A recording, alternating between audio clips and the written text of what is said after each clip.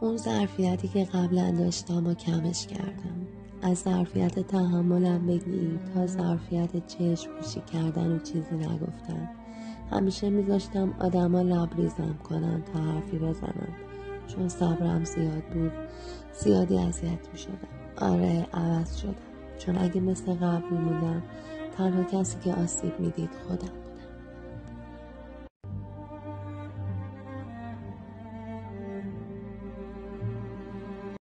اون ظرفیتی که قبلا داشتم و کمش کردم. از ظرفیت تحملم بگیر تا ظرفیت چشم پوشی کردن و چیزی نگفتن. همیشه میذاشتم آدما لبریزم کنن تا حرفی بزنم، چون صبرم زیاد بود. زیادی اذیت میشدم. آره، عوض شدم، چون اگه مثل قبل میموندم تنها کسی که آسیب میدید خودم.